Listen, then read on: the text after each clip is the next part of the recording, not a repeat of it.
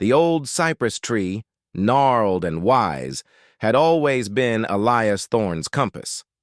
From his porch, he could gauge the lake's mood by the way the sunlight caught its ancient bark, or how its branches swayed in the ever-present breeze off Lake Travis. For 58 years, this stretch of Texas lakefront had been more than just land. It was a living, breathing part of him. His grandfather had built the house, his father had taught him to fish these waters, and Elias, in turn, had shared its secrets with his own daughter, Lily, before she'd traded the quiet solace of the lake for the bustling ambition of Austin. Every morning, he'd sit on that worn porch, coffee steaming in his hand, watching the mist burn off the water, listening to the cicadas hum their ancient hymns. The lake was his rhythm, his solace. It was a mosaic of quiet moments, the splash of a bass jumping at dawn, the distant call of an osprey, the lazy drift of a discarded leaf. He knew every cove, every hidden spring, every rock formation that promised a good catch. His small, weathered cabin, nestled among the oaks and junipers, was one of the last bastions of untamed tranquility on this increasingly popular lake. Surrounding him were other modest homes, some dating back to the 60s, owned by families who cherished the same peace. They were a community of quiet observers, guardians of a fading way of life.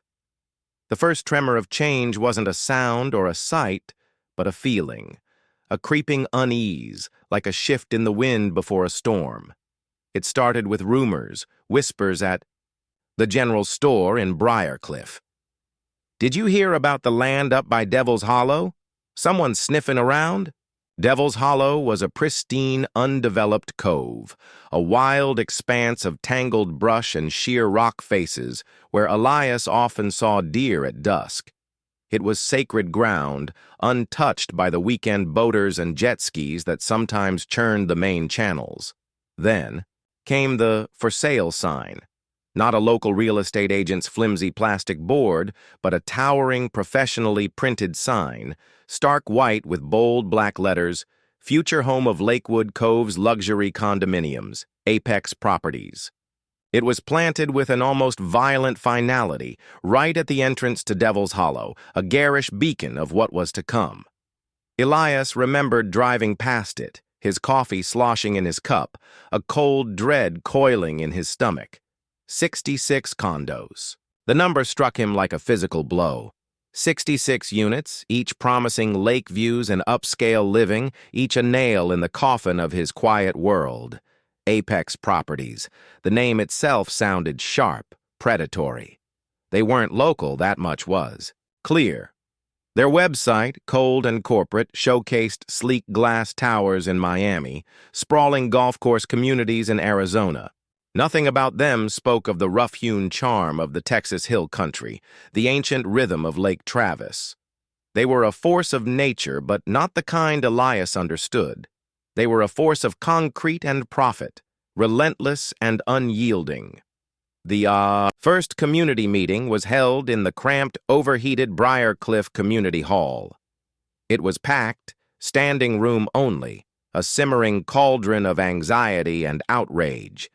Elias, usually a man of few words, felt his pulse quicken as he listened too. His neighbors, their voices strained with a mixture of fear and defiance. Old Man Henderson, a retired rancher with a voice like gravel, pounded his fist on a rickety table. "They can't just come in here and do this.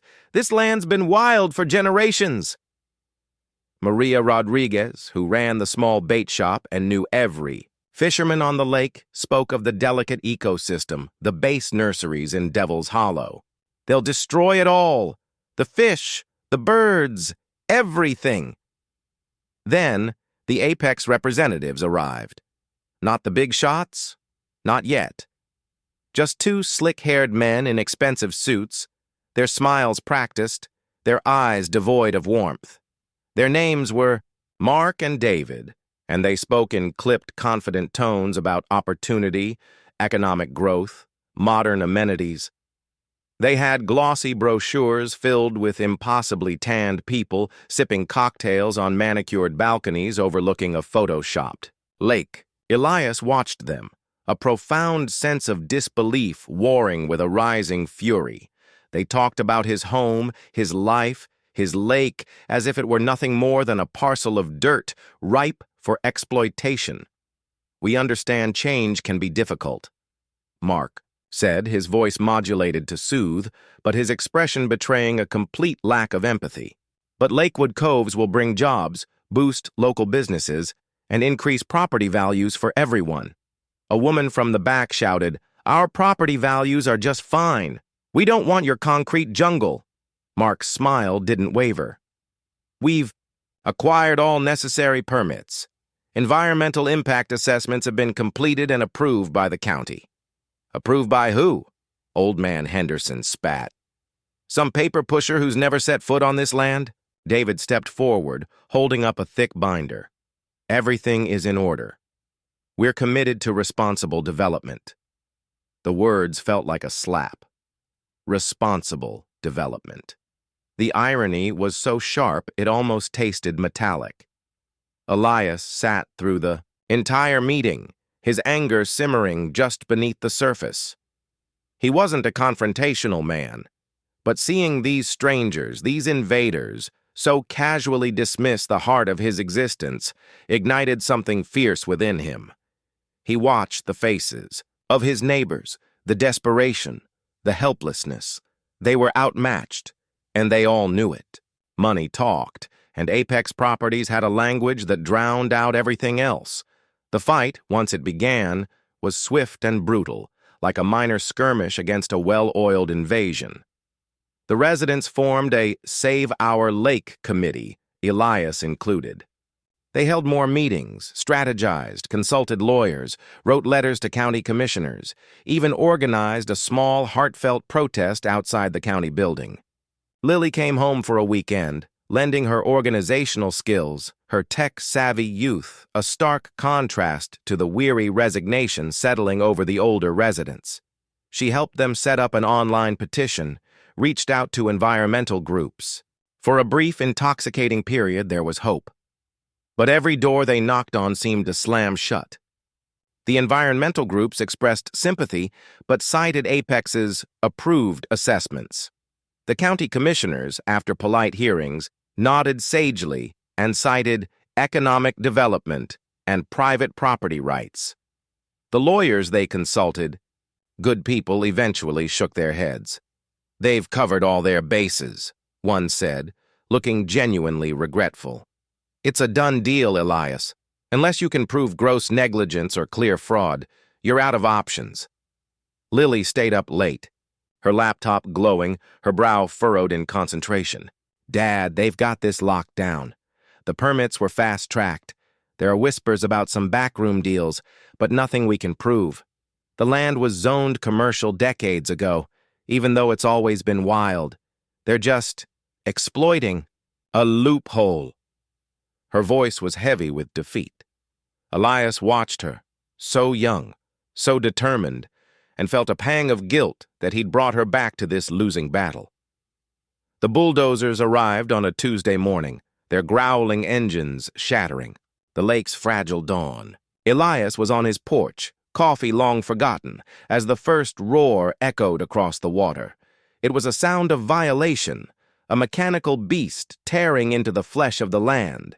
He watched, helpless, as giant machines, like prehistoric predators, began to claw at Devil's Hollow. The ancient oaks, hundreds of years old, fell with agonizing slowness, their mighty limbs cracking like thunder. The air filled with the acrid smell of churned earth and diesel. Dust. That was the immediate suffocating consequence. Fine, red dust coated everything. His porch, the leaves of his cypress tree, his lungs, the crystal-clear waters of Devil's Hollow, once shimmering with life, turned a sickly brown as silt and runoff poured into the lake. The bass, the sunfish, the turtles, where did they go? Elias saw dead minnows floating near the shore, their tiny bodies limp, iridescent in the polluted water. The noise was relentless. Hammers pounding, saws shrieking, the constant thud of heavy machinery. It was an assault on the senses, a brutal intrusion into the quiet sanctity of his life. He found himself retreating indoors more often. The porch, once his sanctuary, now a viewing platform for destruction. He'd close his eyes, try to conjure the old sounds, the gentle lapping, the bird calls, but they were drowned out by the metallic symphony of progress. Weeks turned into months. The landscape of Devil's Hollow transformed from a lush, wild expanse into a barren, scarred construction site.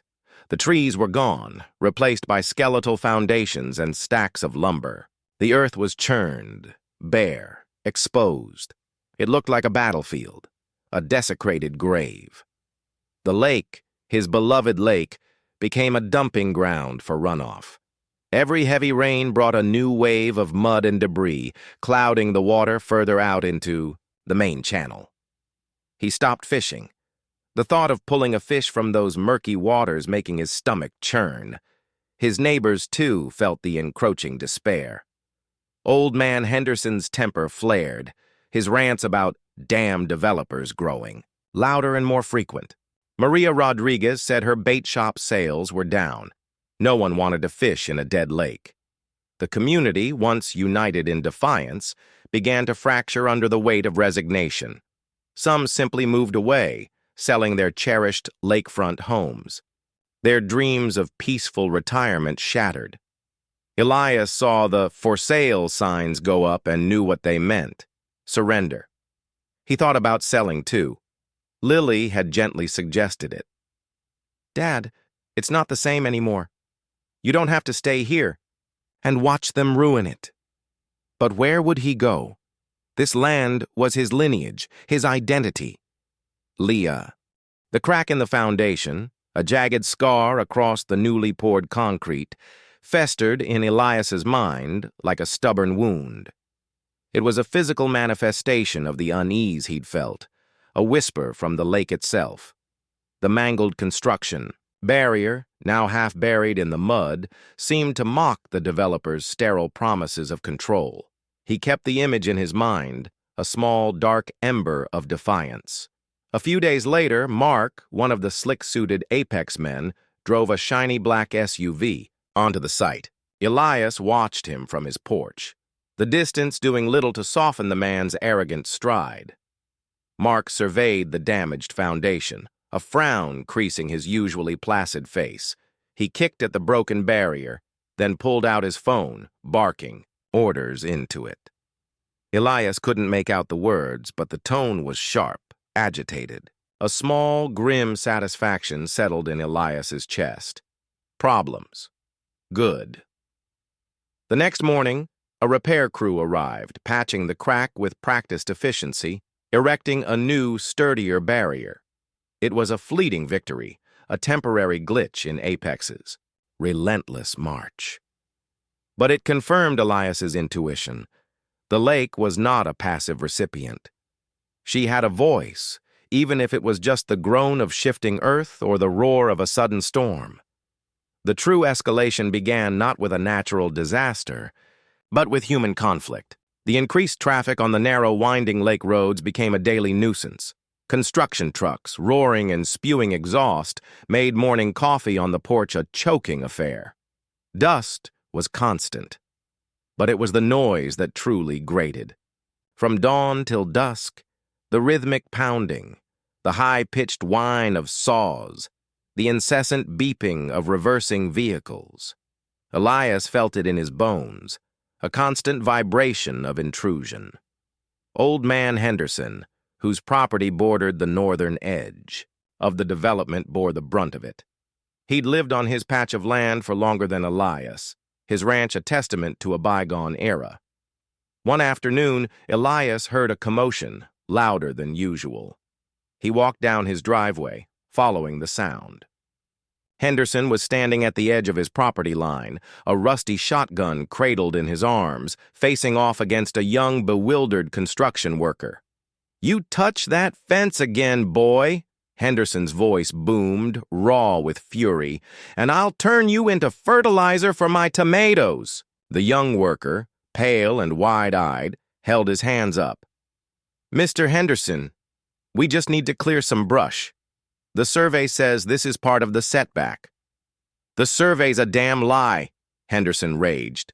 "This fence has been here 70 years. My granddaddy built it." Just then, the foreman, a burly man named Gus, with a face like worn leather and a permanent scowl, stomped over. Gus was the one Elias had seen barking orders during the concrete pour. He had the air of a man who dealt with problems by crushing them. "What's the problem here, Hank?" he growled at the worker. "He's got a shotgun, Gus," Hank stammered. Gus turned his gaze on Henderson, his eyes narrowed. "Now, old-timer, you know that ain't neighborly. This is private property. We got permits." "Permits don't give you the right to trespass on my land," Henderson retorted, his voice cracking, with emotion. "You think you can just come in here and push us around?" "Nobody's pushing anyone around," Gus said, a hint of menace in his tone. "We're doing our job. You got a problem? Take it up with Apex." Elias stepped forward. "Gus, is there really a need to clear that much? That brush is holding the soil." "In place! You start digging there, and the next big rain it's all going into the lake." Gus finally acknowledged Elias, a flicker of something that might have been irritation in his eyes. "That's above my pay grade, Thorne. I got a blueprint, and I follow it. This whole area's getting graded anyway. We gotta make way for the access road and the parking lot." He gestured vaguely towards the entire section of Henderson's property line. Graded? Elias felt a fresh wave of dread. Grading meant removing. Topsoil, leveling the land, making it even more vulnerable to erosion. Henderson, emboldened by Elias's presence, raised the shotgun slightly. "You ain't grading nothing on my side of the fence." Gus stared at the shotgun, a vein throbbing in his temple. He knew this wasn't a fight he could win with force, not without involving the sheriff. All right, old man," he spat. "We'll work around your damn fence for now, but don't think this is over." He glared at Elias, as if Elias were somehow complicit in Henderson's defiance. Then he turned on his heel, pulling Hank along with him, muttering about crazy locals. Elias stayed with Henderson for a while, the old man trembling slightly, the shotgun still clutched tightly. "They think they own everything," Henderson rasped, his eyes watery. "They think they can just roll right over us." "We gotta stick together, Frank," Elias said, placing a hand on the old man's shoulder. "That's all we got left. The incident with Henderson was a preview. The minor conflicts began to proliferate. Dust storms from the site, kicked up by graders, choked the air and settled on everything. The blasting, necessary to clear rock for foundations, sent tremors through the ground, rattling windows in Elias's house. Lily called, alarmed. "Dad, I heard about the blasting. Is the house okay? Are you okay?" "We're fine, honey," Elias lied, rubbing his temples. The house felt like it was living through a constant earthquake. Small cracks had started to appear in his plaster walls. He worried about the structural integrity, but even more, he worried about the psychological toll. The constant tension, the feeling of being under siege. Then came the water problems. One morning, Elias's well pump sputtered, coughed, and died. He spent half the day trying to troubleshoot it, his frustration mounting with every failed attempt. He called the local well repairman, a laconic man named Bob who knew every well system in the county. Bob arrived, took one look at Elias's pump, and shook his head. "Sediment," Bob grunted, pulling a thick wad of muddy filter from the pump's intake. "Lot of it, and it's that red clay, the kind they're digging up over there." He gestured vaguely towards the construction site. "Saw it happen last week to the Petersons, too. Their well just went dry. Turns out the aquifer's been messed with." Elias felt a cold dread. Messed with how? Blasting heavy equipment. "It can shift the rock, change groundwater flows," Bob explained, wiping his hands on a greasy rag. "And all that runoff they're putting into the lake, some of it percolates down, clogs up the intake, or worse, just contaminates the source. It took Bob 2 days and a hefty bill to get Elias's pump working again with a new, stronger filter. No guarantees it won't happen again," Bob warned. "Not with what they're doing over there." The well problem became a widespread issue among the other lakefront homes. Maria Rodriguez's bait shop had to start buying bottled water for their customers. The increasing cost and inconvenience fueled the simmering resentment against Apex. Elias felt a profound sense of injustice. They weren't just building condos, they were dismantling the very infrastructure of their lives. Apex, of course, denied any responsibility. Their slick legal team sent out letters, citing natural geological shifts and unforeseen environmental factors. It was a masterclass in corporate deflection. They created an Apex community liaison, a young, perpetually apologetic woman named Sarah, who visited Elias and his neighbors armed with pamphlets about responsible resource management. She listened with a practiced, empathetic nod, but her answers were always vague, her promises empty. "We understand your concerns, Mr. Thorne," Sarah said, her voice soft, almost a whisper, as if she genuinely felt bad. "But our engineers assure us there's no direct correlation between our operations and the well issues. We've conducted extensive geological surveys." "Your surveys didn't seem to account for a massive crack in your first foundation, did they?" Elias countered, his voice sharp. Sarah's practiced smile faltered. "That was an isolated incident, minor settling that was quickly addressed." "Isolated incident?" Elias scoffed. "My well's choked with your mud." "Henderson's property line is being invaded. My house shakes every time you blast. This isn't an isolated incident, Sarah. This is an invasion." Sarah sighed, her shoulders slumping slightly. "I'm just here to convey information, Mr. Thorne. I'll pass on your concerns." But Elias knew it was just an act, a theatrical gesture to appease. Nothing would change. The psychological toll began to manifest in Elias. He found himself restless at night, waking to the phantom vibrations of machinery, listening for the sound of rain, dreading what it would bring. His once calm demeanor was replaced by a simmering anger, a constant low-grade irritation that made him snap at small things, at the dogs, at himself. He felt a deep, profound sadness for the lake, for the natural world that was being so carelessly brutalized. Lily, recognizing the change in her father's voice during their phone calls, drove home for another weekend. She found him sitting on the porch, staring blankly at the scarred landscape of Devil's Hollow. The sound of a distant bulldozer grated on the silence. "Dad," she said, her voice gentle, sitting beside him. "You look exhausted." "I am, Lilybug," he admitted, the old nickname a small comfort. "I'm just tired of fighting, tired of watching them destroy everything." She put a hand on his arm. "Don't give up, Dad. There has to be something." "What, honey?" "They've got the permits, the money, the lawyers. We've tried everything." "Maybe," Lily said, her eyes fixed on the construction site, a flicker of an idea sparking within them. "Maybe we just need a different kind of leverage, something they can't brush off with a legal letter." The splintering shriek of wood and metal, though swallowed by the storm, echoed in Elias's ears long after the first condo frame dissolved into the churning blackness of Lake Travis.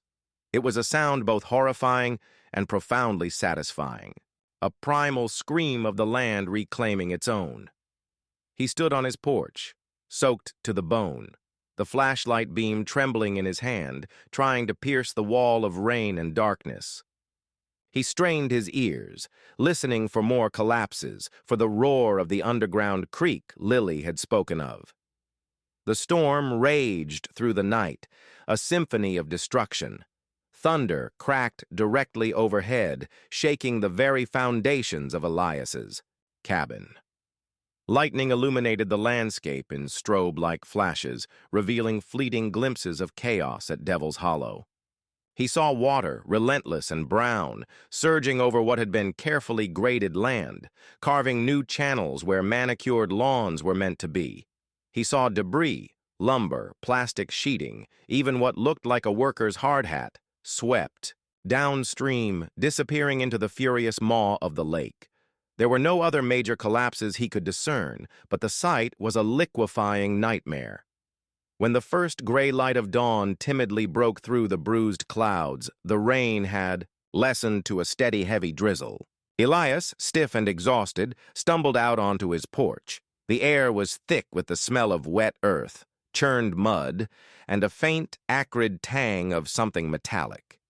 The lake, swollen beyond recognition, had swallowed portions of the shoreline, pushing up against Elias's sand-bagged lower porch.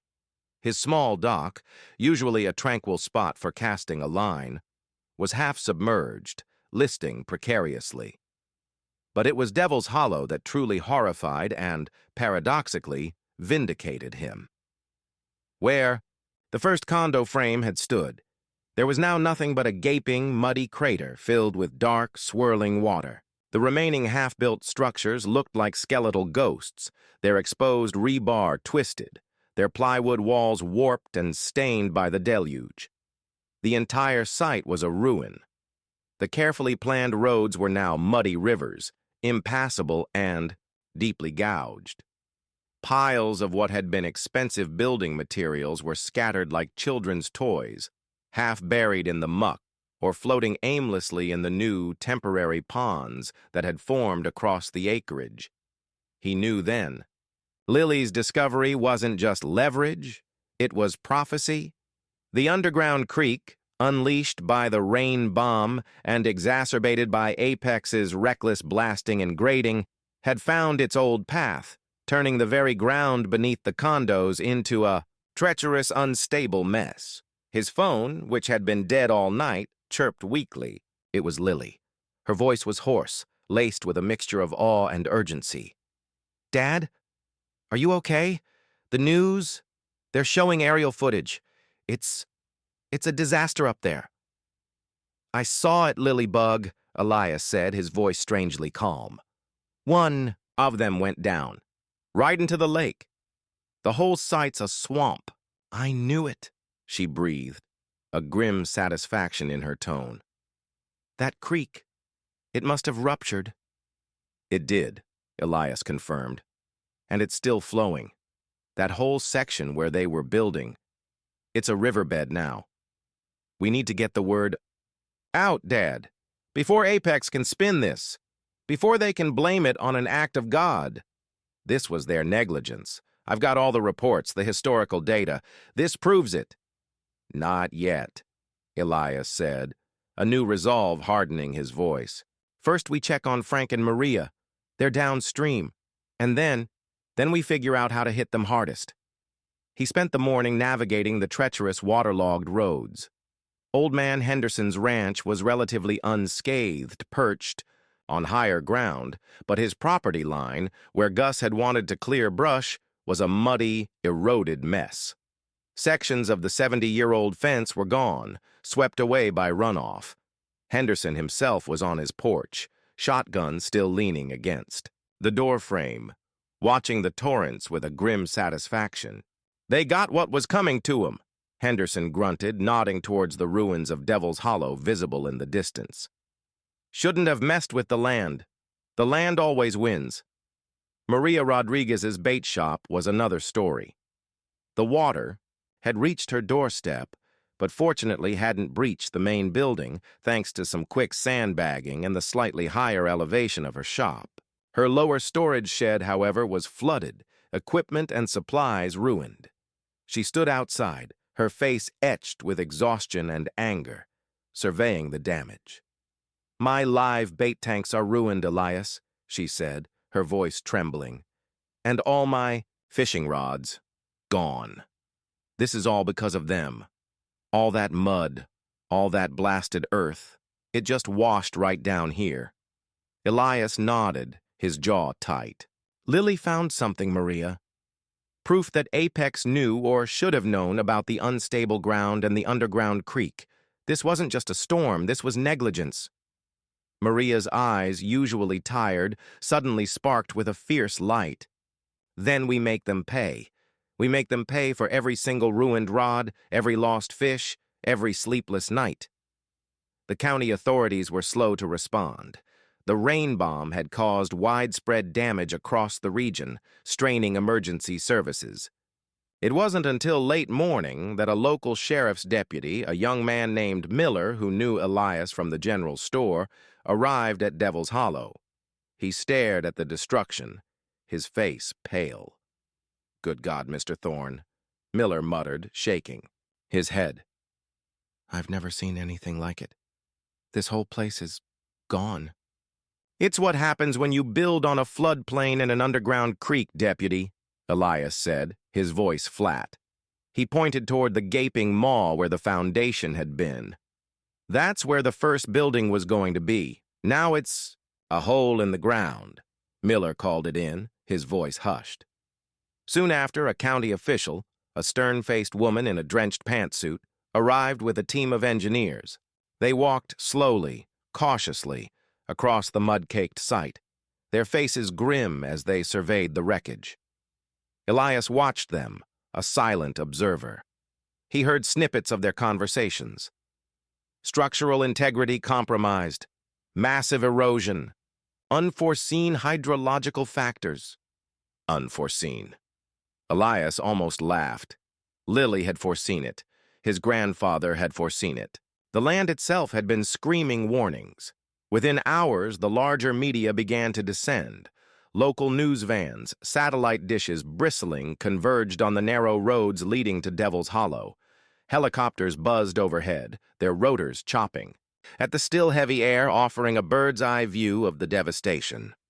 The rain bomb was a regional story, but the dramatic collapse of a half-built luxury condo development on Lake Travis was tailor-made for national headlines. Elias saw Mark, the slick Apex representative, arrive with a handful of other corporate types. Their expensive suits were rumpled, their expressions a mixture of shock and barely concealed panic. They huddled together, speaking in low, urgent tones, occasionally gesturing wildly at the ruins. Mark saw Elias standing by his property, line, watching. Their eyes met across the muddy expanse. There was no practiced smile on Mark's face now, only a raw, naked fury. The county official, finished with her initial assessment, approached Elias. "Mr. Thorne, we're issuing a full stop work order. This site is severely compromised. We'll need a complete reevaluation, including new geological surveys." Her voice was serious, professional. "They had their surveys," Elias said, "and they were faulty. My daughter, Lily, found historical reports that contradict Apex's findings about an underground creek and unstable shale." The official's eyebrows rose. "Really? Could you provide us with those?" "Lily's compiling them now," Elias said. "She'll be in touch." As the news cameras zoomed in, capturing the dramatic backdrop of the collapsed structure, Elias watched. As Mark of Apex Properties finally stepped forward, flanked by his legal team, to face the press. His voice, usually so confident, was strained. "This is an unprecedented natural disaster. Apex Properties deeply regrets the damage caused by these unforeseen extreme weather events. We are fully cooperating with county authorities, and our top priority is the safety of the community and our workers." "Mr. Peterson, is it true that a building collapsed?" a reporter shouted. Mark winced, correcting the reporter. "My name is Mark Thorne, and yes, unfortunately, one of the structures sustained significant damage due to the unprecedented flooding." He avoided the word collapse. He avoided the word condo. He spun it as a weather event, an act of God, a force majeure. He painted Apex as a victim, not the perpetrator. But then, a local reporter, a sharp young woman Elias vaguely recognized from the Briarcliff Weekly, spoke up. "Mr. Thorne, residents are claiming that Apex ignored warnings about the unstable geology of Devil's Hollow. There are also reports of an underground creek that runs directly beneath your proposed development. Can you comment on these allegations? Mark's face visibly tightened. He hesitated, searching for the right words. Our geological surveys were comprehensive and approved by all relevant authorities. Any claims to the contrary are unfounded. This was a direct result of historical flooding. His voice was firm, but Elias saw the telltale flicker in his eyes, the almost imperceptible tremor in his hand as he adjusted his tie. He was lying, and the reporter, the quick-witted young woman, knew it. The seed of doubt, planted by lilies. Diligent research and the sheer scale of the natural devastation had taken root. The media, vultures that they were, would circle. Just as Mark was trying to regain control of the narrative, a massive crack appeared in the muddy slope just behind him, a deep, unsettling fissure that ran for several yards. Ack!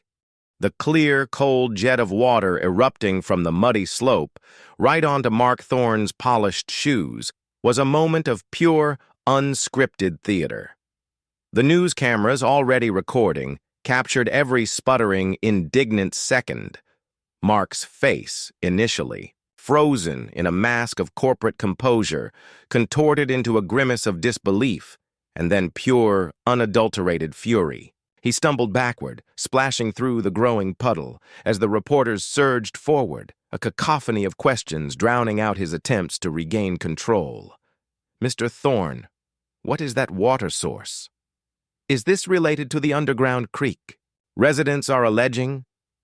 Does this prove the site is unstable? Mark barked at one of his legal team, a harried-looking woman with a perpetually worried expression, to handle this. But the damage was done. The image of the gushing pipe, the visibly shaken executive, and the collapsed condo frame in the background painted a picture far more compelling than any carefully crafted press release. It was raw, undeniable proof, delivered by the land itself. Elias watched it all unfold from his property line, a silent, grim satisfaction spreading through him. He saw Lily's words, his grandfather's warnings, and the lake's slow, deliberate revenge come to life. This wasn't just a storm, it was a reckoning. Lily called him shortly after the news reports started circulating online. Her voice was crackling with suppressed excitement. "Dad, did you see it? It's everywhere. That pipe. It was perfect timing. The internet is blowing up." "I saw, Lilybug," Elias confirmed. "They can't deny it now, not with that much evidence gushing onto their shoes." "Exactly," she said, her voice sharpening with purpose. "I'm pushing all the historical reports, the geological surveys, and the county's own forgotten assessments to every major news outlet, every environmental watchdog group, every single journalist covering this story. The ones that downplayed the risks, the ones that ignored the local knowledge. It's all going out." Lily worked with a fierce, almost vengeful energy. Her background in digital marketing and data analysis, honed in the fast-paced world of Austin tech, now became a weapon in their fight. She organized the decades of historical data into easily digestible formats, created compelling infographics, contrasting Apex's reports with documented geological realities, and drafted concise, damning summaries of their alleged negligence. She wasn't just sending emails. She was crafting a narrative, one that painted Apex not as a victim of nature, but as a perpetrator of environmental disregard, driven by greed. The media frenzy intensified. What began as a local story about a storm became a national exposé on reckless development. Investigative journalists descended upon Briarcliff, interviewing Elias, Old Man Henderson, Maria Rodriguez, and other longtime residents. They listened intently to stories of their choked wells, the constant noise, the disappearing wildlife, and the warnings that had fallen on deaf ears. They just didn't care, Elias told one reporter, his voice steady, his gaze fixed on the muddy ruins of Devil's Hollow. They saw a profit margin, not a living lake. They bulldozed history and they built on quicksand. Maria recounted the damage to her bait shop, her voice filled with a quiet dignity that resonated with the journalists. "We told them this would happen. We warned them about the runoff, about changing the land. They just smiled and said their assessments were fine. Now look." She gestured to the muddy high water mark on her shop. Apex Properties, reeling from the public relations nightmare, went into damage control. They issued a new statement, more contrite this time, acknowledging unforeseen challenges and pledging a thorough internal investigation. They even sent a high-level executive, a polished woman named Eleanor Vance, to Briarcliff to hold a press conference. She was all apologies and promises of remediation, but the public, fueled by the compelling images and the personal stories of the residents, was skeptical. "Ms. Vance," a reporter asked, "how do you explain the discrepancy between your initial geological reports and the historical data presented by local residents regarding the underground creek and unstable shale?" Eleanor Vance, a master of corporate speak, pivoted. "Our initial assessments were based on the best available data at the time. We are now, in light of these exceptional circumstances, undertaking a revised and more comprehensive geological study to ensure the long-term stability of the site. Our commitment to safety is paramount." It was a non-answer, a deflection, but it sounded reassuring to those unfamiliar with the details. But Lily had already moved on to the next phase of their attack. She wasn't just exposing their negligence. She was hitting them in their wallets. She started a social media campaign targeting potential condo buyers, using the dramatic footage of the collapse and the gushing pipe alongside dire warnings about the site's instability. She contacted real estate bloggers and luxury property forums, exposing the truth about Lakewood Coves. "Are you really going to invest your life savings in a luxury condo built on a sinkhole?" Her online posts challenged, linking to news articles and Elias's testimony. "Apex Properties wants your money, but can they guarantee your safety?" The strategy worked. Sales of the as-yet unbuilt condos, which had initially been brisk, plummeted. Potential buyers, seeing the shocking images and reading the scathing reports, began to pull out. The presale contracts had clauses for acts of God, but Lily's campaign successfully framed the collapse as an act of Apex's negligence, making it much harder for them to enforce those contracts or retain deposits. Mortgage lenders, spooked by the instability of the site and the public outcry, began to reconsider their financing commitments for the project. The ripple effect was devastating for Apex. Investors, seeing their multi-million-dollar project dissolving into a muddy mess, started asking tough questions. Apex's stock, a publicly traded entity, took a hit. Whispers of a class action lawsuit from the pre-sale buyers began to circulate. Meanwhile, the county authorities, armed with Lily's comprehensive reports and facing mounting public pressure, launched a formal investigation into Apex's permitting process. The initial approvals, once so swiftly granted, were now under intense scrutiny. There were calls for resignations within the county planning department. Gus, the foreman, was a casualty of the escalating crisis. Elias saw him one day, packing, his pickup truck, his face even more weathered and grim than usual. He saw Elias watching him and merely nodded, a gesture of resignation. "Rough business," Gus grunted, not meeting Elias's eyes. "Couldn't stop the damn water." "No," Elias agreed quietly. "You can't." The physical state of Devil's Hollow remained a testament to the storm's fury. The stop work order meant no more bulldozers, no more pounding. The ruins sat in a muddy silence, a gaping wound on the landscape. But even in its broken state, life began to tentatively reclaim it. Elias saw ducks paddling in the newly formed ponds. A few brave birds returned to perch on the twisted rebar. Nature, resilient and persistent, was already beginning its slow, quiet work of healing. One afternoon, Elias was on his porch watching the sun set over the lake. The air was still, the water calm, save for the distant cry of a loon. It was a peace he hadn't felt in months. Lily walked out, her laptop finally closed, a tired but triumphant smile on her face. "They're pulling out, Dad," she said, her voice soft but clear. "Apex, officially. The county just announced it. They've cited irreparable damage to the site, unfeasible remediation costs, and withdrawal of investment." Elias turned, his heart swelling with a mix of relief and profound satisfaction. "They're really gone?" "Gone," Lily confirmed, sitting beside him. "For good. They're selling the land back to the county for a fraction of what they paid, just to cut their losses. It's a complete write-off for them." The words hung in the air, sweet and resonant.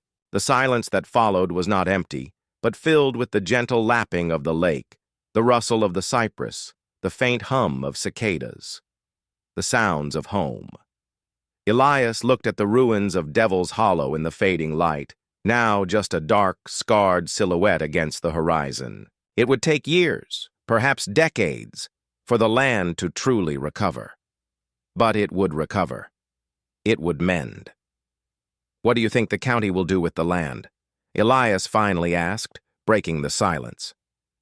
Lily leaned her head on his shoulder. "The county commissioner, the one who spoke to you, she contacted me. She's proposing it be turned into a protected nature preserve, a public park, with strict conservation rules. She said the local community, and especially your testimony, really shifted their perspective." A nature preserve. The words were almost too good to be true. Elias closed his eyes, picturing Devil's Hollow as it once was, wild and untouched. He saw deer at dusk, heard the splash of fish. It wouldn't be exactly the same, not for a long, long time. But it would be something good, born from the ashes of destruction. Then Lily pulled out a small, crumpled piece of paper from her pocket. "Oh, and this came in the mail today. Certified, addressed to you." Elias took the paper, his brow furrowing. It was a formal-looking document, legal jargon filling its lines. As he read it, his eyes widened, a slow, disbelieving smile spreading across his face. It was a notice from Apex Properties lawyers. Not a threat, not a demand, but an offer of settlement. A substantial sum labeled as compensation for damages incurred during construction of the Lakewood Coves project, but Elias knew what it really was.